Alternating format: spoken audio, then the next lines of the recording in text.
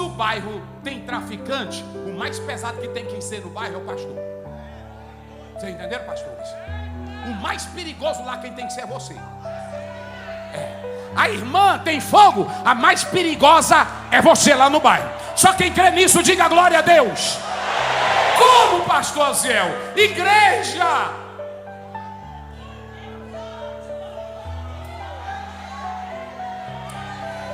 Eita glória, quem glorifica? Só quem glorifica, só quem glorifica. Escute aqui para mim entrar no texto. Olhe para cá. Qual é o tema que eu estou falando? Quem se lembra?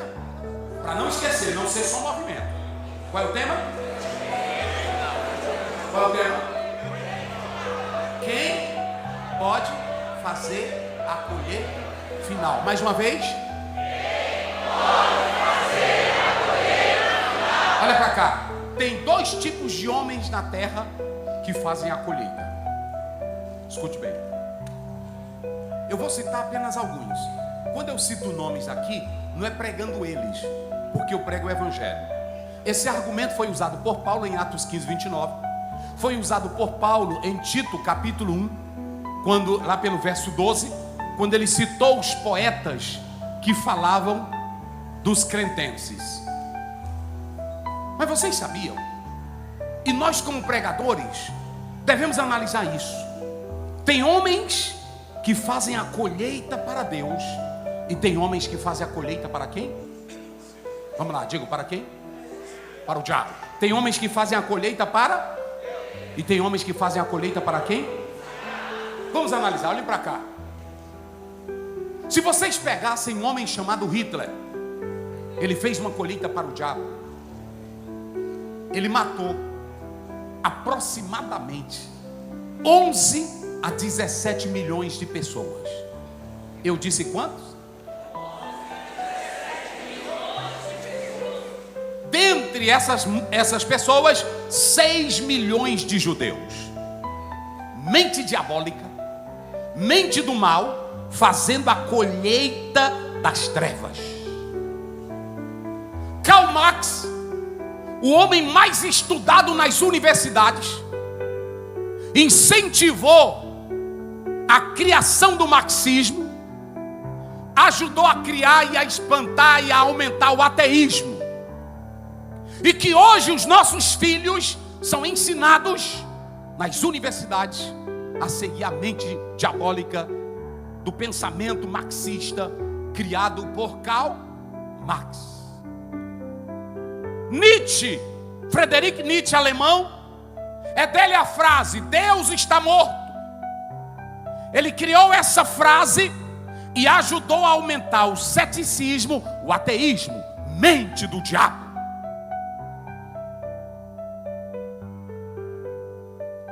Joseph Stalin, esse aqui matou a 20 a 30 milhões de pessoas. Cabra ruim, mente diabólica. Mao Tse Tung, esse homem, mente diabólica. Ele ateu, comunista. Pesado, irmãos. Será pesado. 40 a 80 milhões de pessoas esse homem matou. Aleister Crowley, criador do satanismo moderno, mente diabólica. Hugh Hefner, criador da Playboy, separando casais, criando imoralidade, mentes diabólicas. Tiago 3,14, a Bíblia diz que esses homens têm sabedoria, mas é uma sabedoria terrena, diabólica e carnal. Na hora que falam em evangelho, eles dizem: esse negócio de evangélico, um povo obsoleto, retrógrado, aqueles crentes louquinhos. Mas as mentes deles, para ser vergonhice, para carnaval, para jogatina, para bebida, para prostituição, estão aí. Mas Deus levanta homens que fazem a colheita. Clebson Bandeira, discute o que eu vou dizer. Billy Graham, Quase 250 milhões de pessoas foram evangelizadas por ele. 3 milhões de vidas ele ganhou para Jesus. John Wesley, 1 milhão de vidas. Oh, aleluia. D.L. Moody, 1 milhão de vidas.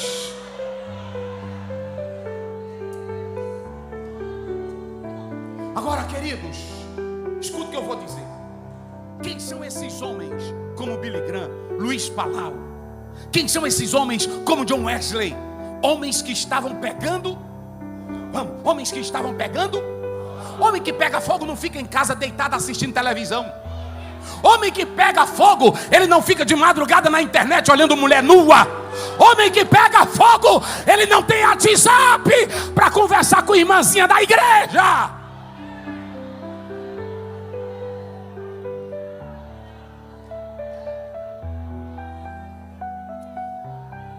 Eita glória. Eita glória. Quem dá glória? Eita glória. Quem dá glória? Eita glória. Quem dá glória? Quem dá glória? Quem dá glória?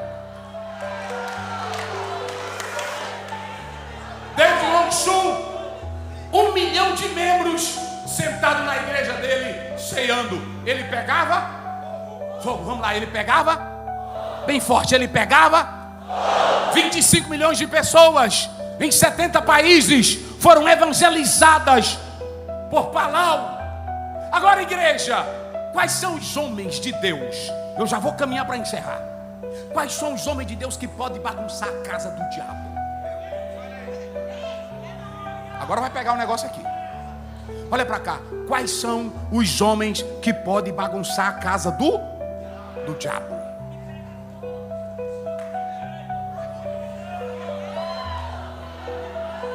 Escute, olha para cá.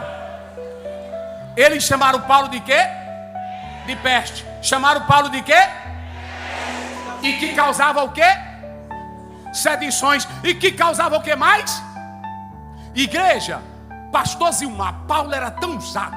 Escute, ele pregava de uma salinha, 2 anos, o pessoal não queria que ele pregasse na rua. Aí trancaram a porta, ele disse, pois eu vou para cá, eu não posso pregar na rua. Aí pronto, ele disse assim, um filósofo chamado Tirano, me aluga essa sala. E ele alugou uma salinha sem ninguém dentro. Olha para cá, homem que pega fogo.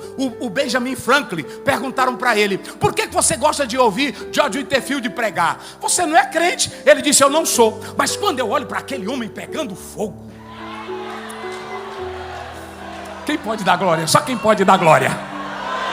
Irmãos, olha para cá. Ele disse, quando eu olho para aquele homem pegando fogo, eu acho lindo. Já pensou dia de domingo, o irmão chega no culto, aí está o pastor, nós abrimos este culto, o povo vai embora. Já pensou, chega dia de domingo, o pastor está contando capítulo de novela, contando historinha de boi dormir. Agora, se ele está no fogo, se alguém passar de longe, oh, aleluia.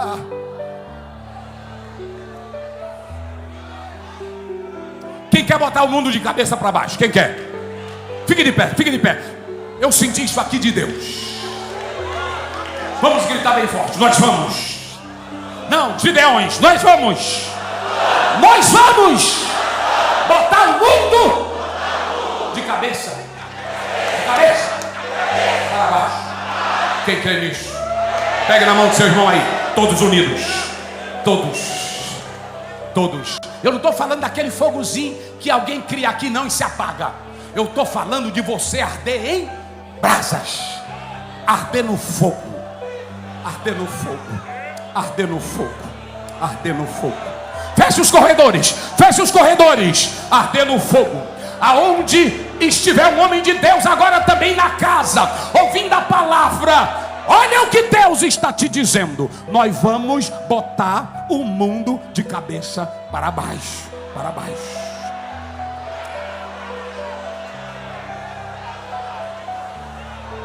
Coloca na tela Atos 17:6.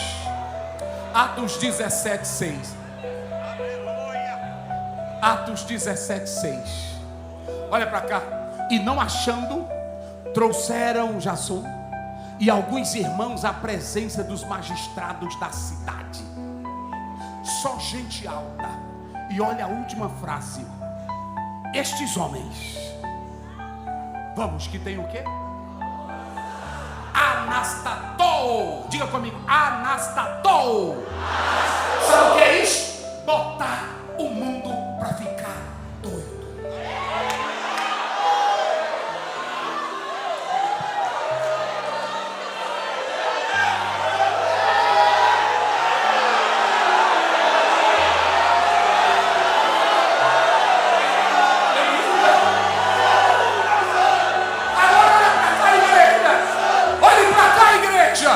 Quando Paulo olha para cá, eles disseram: os homens que têm alvoroçado, transtornado, botado o mundo de cabeça para baixo, revirado tudo, chegaram até? Você já chegou lá no seu bairro? Você já chegou lá na sua avenida? Você já chegou lá no cabaré? Ei, agora escute aqui agora. Olha para cá, irmão. Paulo fez uma bagaceira no reino de Satanás. Meu Deus. Tem hora que o Espírito Santo fala coisa para mim, que até a minha mulher diz: tia quieta.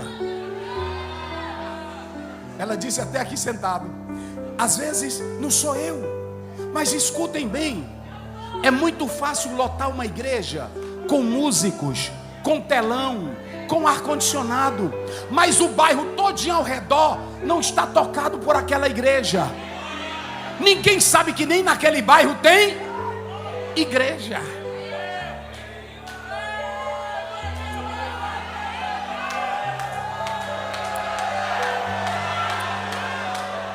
Olha para cá. O Paulo era tão doido na fé e no poder, que um dia a multidão, ela passou 2 horas. Olha, irmão, olha o que um homem de Deus ardendo, diga, um homem ardendo. Olha o que ele faz. 2 horas, pastor Clebson, a multidão ficou dizendo: Diana é a nossa deusa, Diana é a nossa deusa. 2 horas. Sabe por quê? Por causa de um homem chamado Paulo. E o que foi que Paulo fez? Pregou só de dentro de uma? Vamos lá, só de dentro de uma? Só de dentro de uma? Agora, prestem atenção. Quando ele pregava de dentro da salinha, a pessoa chegava lá e ficava ouvindo ele. Eita, homem de poder. Eita, homem que arde. Aí quando terminava, escutem bem, Paulo nunca andou jogando lenço em ninguém. E nunca vendeu lenço ungido. Pode acabar com essa palhaçada. Ele nunca vendeu lenço ungido, não. Quando terminava o culto, o irmão chegava e dizia: irmão Paulo, eu senti a glória de Deus. Aí ele ia para casa. Paulo nunca mandou ele botar lenço em ninguém. Mas quando ia para casa, chegava em casa: mamãe, eu estava numa salinha ouvindo o homem Paulo. O homem que pega fogo, o homem que arde em fogo. Eu toquei nele, mamãe, e eu usei esse lenço e toquei nele. Toca, mamãe. A véia pulava da cama sarada.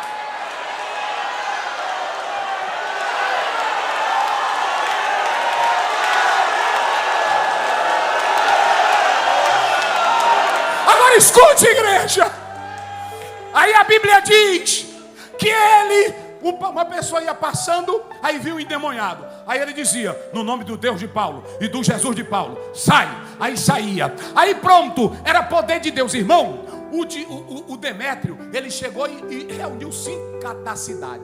Quem hoje anda temendo nós? Me diga vocês.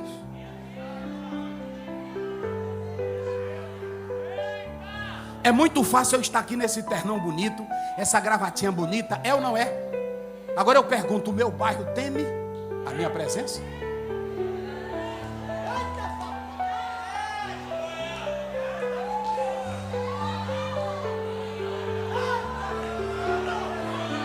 Escute. A Bíblia diz que o Demétrio reuniu todo o sindicato de Éfeso e disse: gente, vamos dar um fim nesse Paulo. A peste está aqui entre nós. E essa peste, ela vai acabar com o nosso emprego. Eita, irmão. Não vai mais ter ninguém fazendo fitinha para Diana. Ninguém mais vai fazer estatuazinha da Diana. Ninguém mais, porque Paulo está convertendo todo mundo nesta cidade. cidade era a glória de Deus. Levante as mãos unidas agora. Eita Deus, vai arder em fogo aqui, irmãs. Irmãos, vão arder em fogo agora, em nome de Jesus Cristo. Você vai chegar no seu bairro, na sua cidade, e a glória de Deus.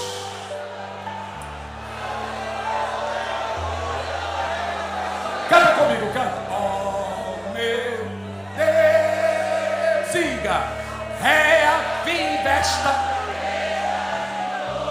Mas bem forte, faz a chama arder. Sente agora, sente, eu vou te encerrar. Pode sentar cantando. Pode sentar cantando. Oh, meu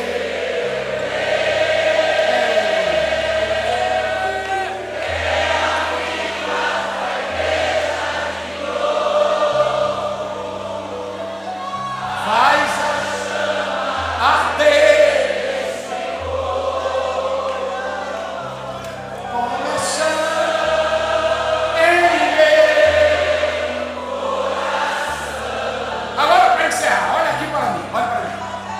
Chegou na cidade dos Samaritãos. Irmã, a cidade dos samaritanos não prestava. Primeiro, a lei era diferente. O Pentateuco deles era o Pentateuco samaritano. Racismo, divisão, cisma, segregação, tudo tinha lá. E uma mulher que não valia nada, ela estava na beira do... Pronto, era meio-dia quando ela foi beber. Jesus chega, olha para cá, que agora eu vou falar como é que você vai ser o maior ceifeiro. Jesus chega e eu vou sintetizar. Ele diz assim: mulher, me dá desta água. Ela diz: eu não tenho. Olha para cá como é evangelho. Evangelho, tu não precisa inventar nada. Olha para cá. Jesus vai evangelizar. Ele mistura sede e termina no sobrenatural. Tem um detalhe aqui: Jesus nunca bebeu nesse capítulo. Ele foi pedir água à mulher porque ele estava, mas ele nunca bebeu água. Isso é interessante, porque a conversa ficou boa. Jesus jogou água.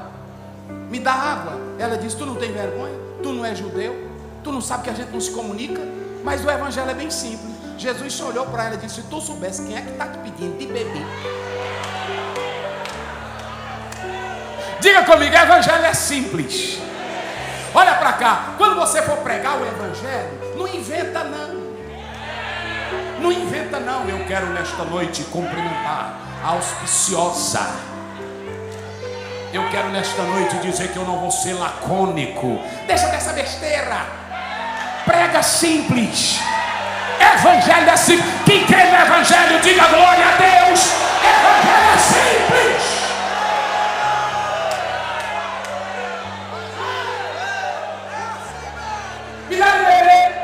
Ele com sede e ela também com sede. Só que ela não sabia da sede dela. Jesus disse: se tu souber quem está te pedindo, tu me pediria e eu te daria o quê? Ela disse: ô Jesus. Aí pronto, ela acabou a conversa. Porque todo mundo tem problema. Você vai evangelizar uma pessoa lá no seu bairro. Aí se tu chega para ela: bora aceitar Jesus. Não, não quero não. Pois olha, a mão de Deus, vagabundo. Aí ele vai te dar um cacete para tu ir embora de lá. É assim ou não é? Toca na sede dela ou dele. Ela começou a esculhambar Jesus. Jesus só olhou para ela e disse: minha filha, eu só estou te pedindo um copo de água.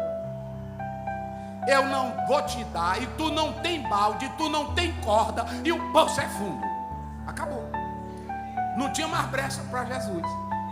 Jesus então se virou e disse: tudo bem, eu vou sair, mas eu só quero te dizer uma coisa. Se tu soubesse quem é que está bem aqui,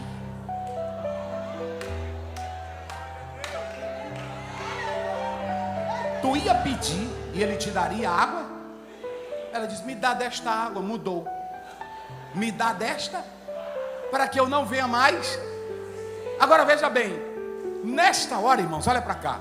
Eu vou mostrar quem pode fazer a colheita. Digam comigo, só pode fazer a colheita. Diga bem forte, igreja, só pode fazer a colheita quem tem fome. Quando Jesus chegou lá, ele estava cansado e estava com o quê?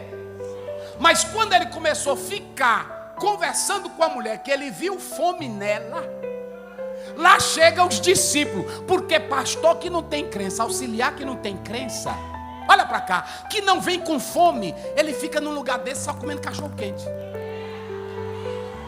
comendo pipoca.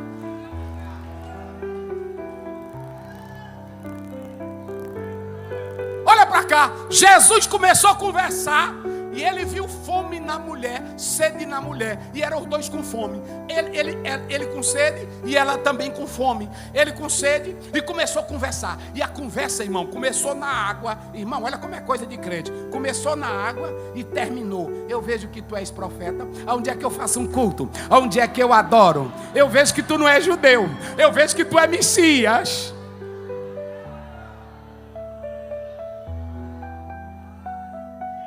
Irmãos, escutem bem, quem tem fome, diga comigo, quem tem fome? Aí está o segredo. Um dia desse um pastor me disse: pastor Ziel, por que nós não estamos mais sentindo tanto poder na igreja? Faça uma campanha. Eu disse: meu filho, campanha para crente que não tem fome não vale nada. Olha para cá, vocês, se eu chegar aqui, quem está sentindo, receba. Não é sentindo, é quem tem fome, é quem tem sede, é quem tem fome. Quem quer comer? Quem quer comer? É quem quer comer. João 7, 38, 39. Jesus diz: quem tem sede, vem a mim e beba. Fome, diga comigo, fome. Fome. Vamos lá, bem forte, fome. Fome. O Martinho Mulher foi ler o Salmo 23. Ele disse: mulher, eu vou ler o Salmo 23. Aí ele entrou no quarto, trancou a porta. Passou o primeiro dia, nada dele sair do quarto. Segundo dia, nada dele sair do quarto. Terceiro dia, nada dele sair do quarto. A esposa chamou uns homens e disseram: arromba a porta, porque Lutero morreu. Ele não saiu mais do quarto. Eu bato, ele não fala. Aí pronto, aí chamaram os homens, pegaram uma tora de pau e arrebentaram a porta. Quando arrebentaram a porta, Lutero olhou: o que é que vocês estão fazendo?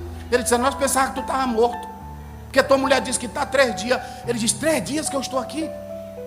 Ele meu Deus, eu não saí do versículo 2 do Salmo 23.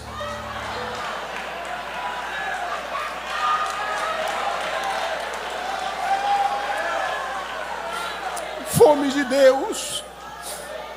Fome de Deus. Vocês sabem qual é o nosso problema? É que o povo está sem fome. E olha para cá, pode inventar telão, pode botar pregador, pode botar cantor, mas a Bíblia diz que a alma farta, ela pisa o favo de mel. Agora quem tem fome? Quem tem fome? Eu lembro que quando eu comecei a pregar, eu pregava tudo errado. E meu pai não me dava oportunidade porque tinha vergonha. E aí eu via que ele não me dava oportunidade na sede, eu ia para o mato, para o interior. Disse: pai, deixa eu ir para o interior. Eles: podem ir. Aí pronto, eu me tacava para o interior. Os irmãozinhos analfabetos. Quando eu chegava lá, a primeira coisa que ele dizia: olha o nosso pregador principal, que era oficial. Eu disse: meu Deus, eu já sou pregador principal. E aí pronto, e quando eu começava a pregar, às vezes eu nem sabia o que é que eu estava dizendo. Os irmãos, e meu Deus, que mensagem, é fome. É fome, é fome, é fome, é fome, é fome, é fome, é fome, é fome, é fome, é fome de Deus.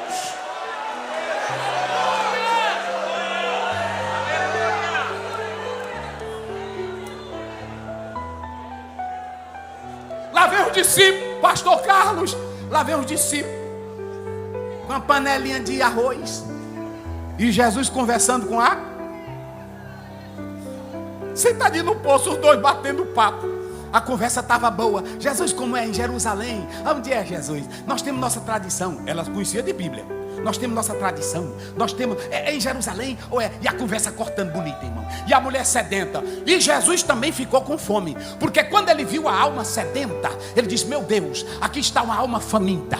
Aí a conversa ficou gostosa. Ela esqueceu a água. E Jesus esqueceu o quê?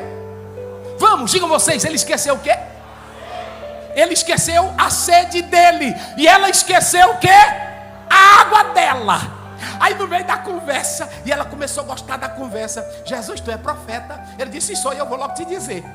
A hora chegou, e é agora que os verdadeiros adorarão o Pai Pois eu quero adorar, eu quero louvar, eu quero. Ele disse: não tem problema, mas vai chamar teu marido. Olha como Jesus sabia evangelizar. Começou com água. No meio da água, quando ele viu que ela gostou, ele disse: é aqui que eu vou mexer na ferida. Porque Jesus não quer ninguém adorando ele se tem esqueleto escondido na tua casa.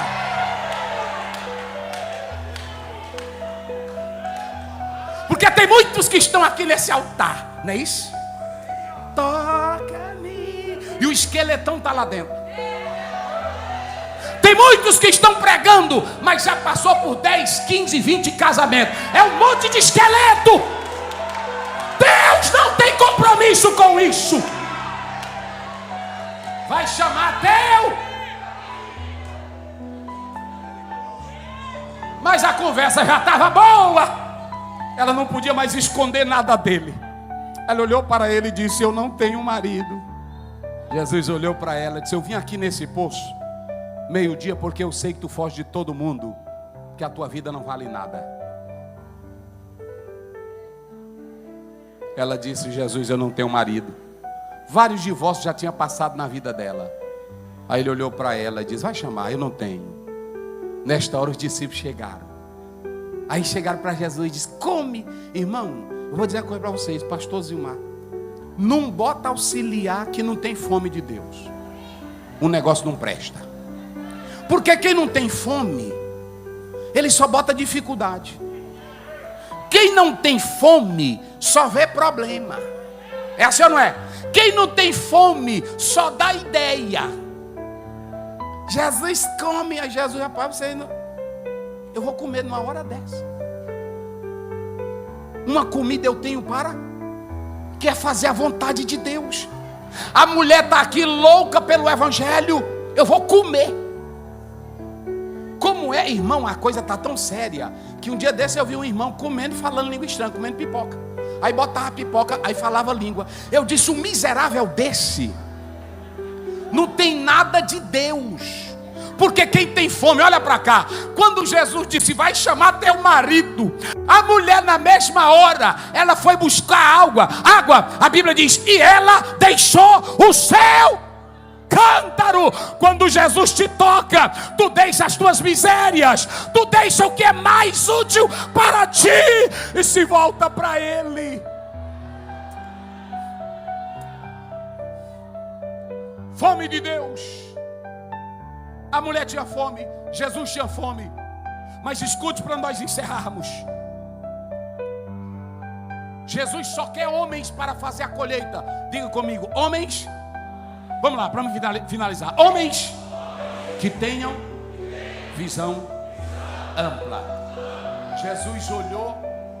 Quando a mulher saiu, Jesus disse: vocês não sabem? Falta quantos dias para a colheita? Quanto? 4 dias não. 40 dias também não. Quantos? Quantos meses?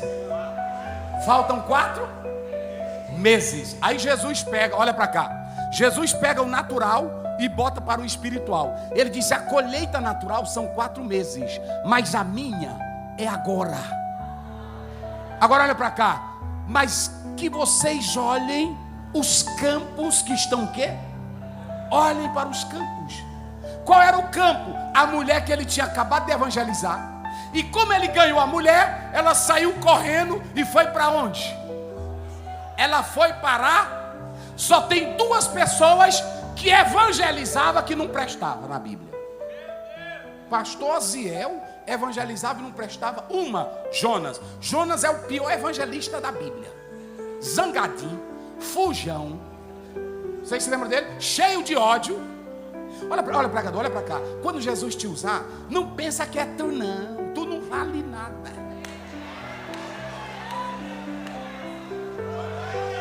Meus irmãos, eu estive lá no Camboriú e eu fui tomado. O Jonas, por que Deus deixou um livro na Bíblia? Deus disse: vai para Nínive. Ele foi para onde?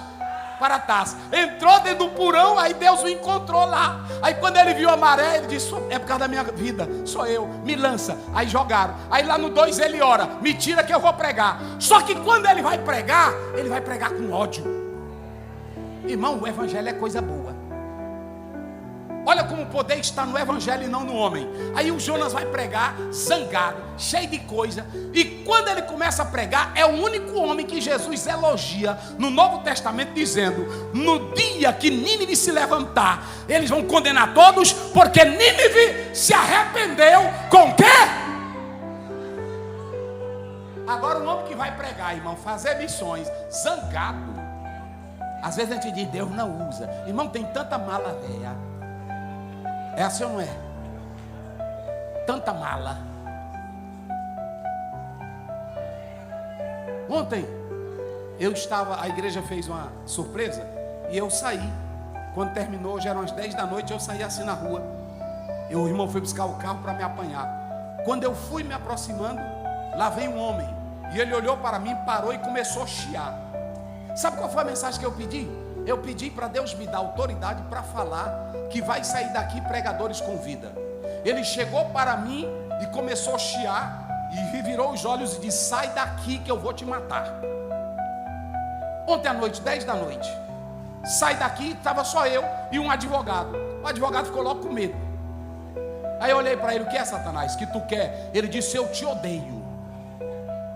Tu quer falar de vida, mas vai ter morte. Vai ter morte. Ele começou, possesso, a gritar. E eu encostei perto dele e ele gritava. Os vizinhos acordaram. O rapaz que estava lá não entendeu. Mas eu estava dizendo que eu ia falar aqui de vida. E sabe o que o diabo está dizendo? Que vai ter morte. Mas sabe o que vocês vão sair daqui dizendo? É que vai ter vida. Vai chegar vida. Escute. Jesus Cristo diz para os discípulos: abram os olhos de vocês e vejam que os campos estão brancos para a ceifa.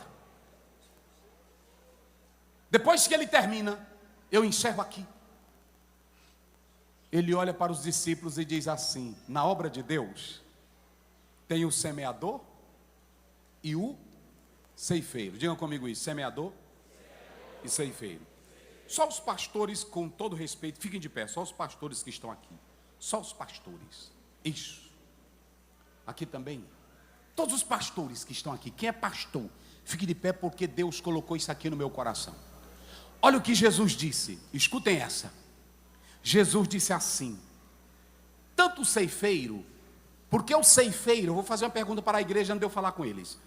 Quem é que trabalha mais? O ceifeiro ou quem colhe? Quem planta ou quem colhe? Vamos lá. Quem trabalha mais? Quem planta ou quem colhe? Vamos lá. Quem trabalha mais? Quem planta ou quem colhe? Todos os dois trabalham. Só que um trabalha mais árduo e o outro trabalha menos árduo.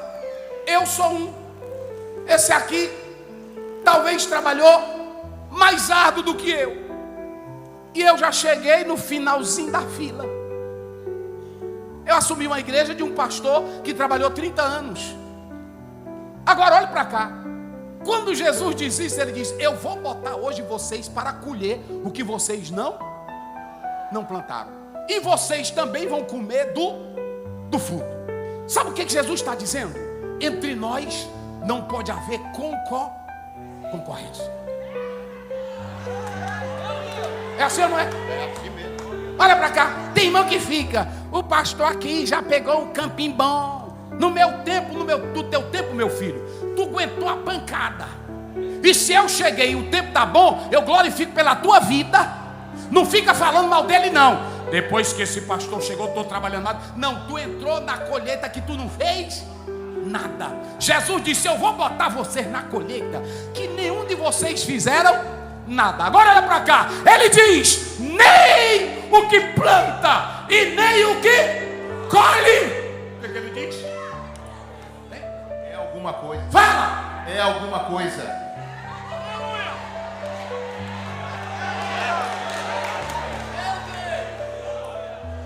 Senhores pastores, vamos dar as mãos aqui nós, juntos, com todo respeito. E olha aí para o seu companheiro e diga: nós dois, rapaz.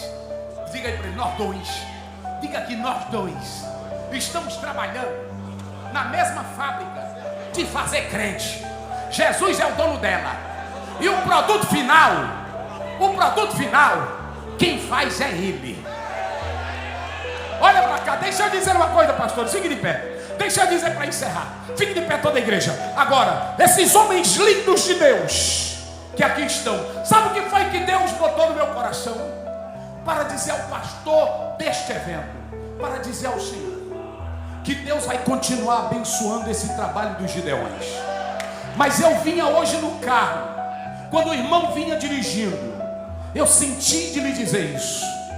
Use da sinceridade de Deus, da transparência de Deus.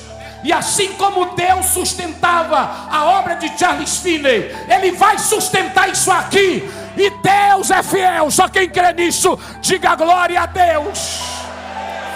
Agora olha aí também para o teu irmão. Olha aí, fique de lado para ele. Fica e diga assim: entre nós, vamos lá, entre nós não tem concorrência. Diga, acabou. Diga comigo bem forte: aqui, quem planta tem galardão. Quem semeia tem galardão. Quem serve